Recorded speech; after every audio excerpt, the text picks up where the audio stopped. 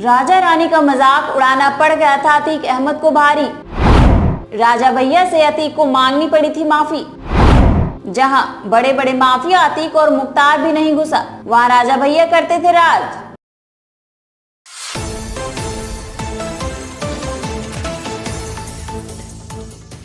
प्रतापगढ़ में एक किला है जो कुछ एकड़ में फैला है, पर उस किले में जो रहता है उसका कंट्रोल यूपी के हर माफियाओं पर रहता है।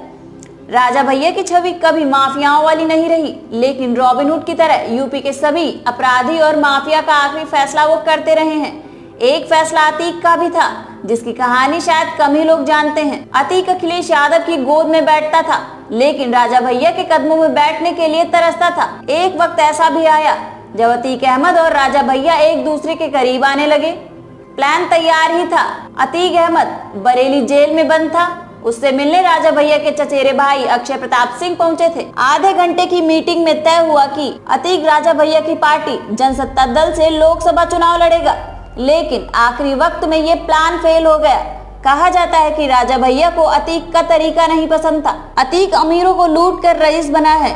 उसने लोगों की जमीनों पर कब्जा करने से लेकर कई ऐसे कारनामे किए हैं जिससे गरीब जनता में उसका खौफ था। जबकि राजा भैया की छवि शुरू से ही राजकुमार वाली रही। उनके किले में आज भी लोग अपनी समस्याएं लेकर पहुंचते हैं, जहां सुनवाई होती है और फिर फैसला होता है। कुंडा के कई लोग आज भी उनके खिलाफ एक शब्द भी सुनना पसंद नहीं करते। अतीक और राजा भैया के अदावत की और भी कई वजहें हैं। साल 2016-17 में अतीक ने खुले तौर पर कहा कि राजा रानी का खेल खत्म करिए। अतीक सामने भीड़ देखकर यह बोल तो गया, लेकिन उसे पता था जिसके बारे में वो बोल रहा है वह इंसान चुप होकर भी जवाब दे तो सुनामी आ जाएगी।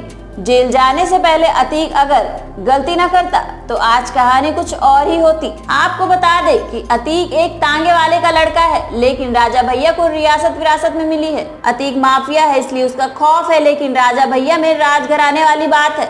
मगरमच्छ पालने से लेकर लोगों को मारने तक के मुकदमे राजा भैया के खिलाफ भी हैं। मायावती ने अपने दौर में लंबे वक्त में जेल में रखा, लेकिन सरकार बदलते ही दिन बदले। मुलायम सिंह की सरकार आते ही मात्र 25 मिनट में राजा भैया के ऊपर से पोटा हट गया। कहते हैं कि अतीक ने 8 करोड़ की हमर गाड़ी राजा भैया को सिर्फ दिखाने के लिए खरीदी थी। राजा भैया के पास लैंड रोवर से फॉर्च्यूनर तक करोड़ों की गाड़ियों का बेहतरीन कलेक्शन है। अभी राजा भैया के पिताजी राजा साहब जिंदा हैं, पर सत्ता आज भी राजकुमार की ही चलती है। राजा भैया के पूरे शौक राजकुमारों वाले ही हैं। वो महंगी गाड़ियों से चलते हैं, हवाई जहाज उड़ाते हैं, बुलेट की सवारी और बुलेट चलाना दोनों ऐसे पसंद है जैसे इसके बिना उनकी जिंदगी का भौकाल कम हो जाता है। शायद यही वजह है कि कोई भी रघुराज प्रताप सिंह उर्फ राजा भैया के खिलाफ जाने की हिम्मत नहीं करता।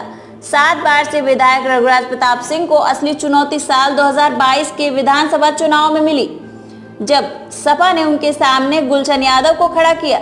अखिलेश घूम घूम कर कहने लगे कुंडा में कुंडी लग जाएगी। माफिया अतीक अहमद राजा भैया के गढ़ में जाकर ललकार कर ये कहने लगा कि सुना है यहाँ राजा रानी का राज चलता है, पर राजा रानी तो बैलेट पेपर से ही तय होते हैं। जिसके बाद राजा भैया ने चुनावी दौर में ही कह दिया कि कोई माई का लाल पैदा नहीं हुआ जो कुंडा में कुंडी लगा सके। और 10 मार्च को परिणाम आया तो राजा भैया 7वीं बार विधायक बन चुके थे। लेकिन असल मुसीबत तो तब बढ़ी जब उनकी पत्नी भानवी ने उनके चचेरे भाई अक्षय प्रताप सिंह के खिलाफ फर्जीवाड़े केस का मुकदमा दर्ज करवा दिया और राजा भैया यहां अपने भाई के साथ खड़े हो गए।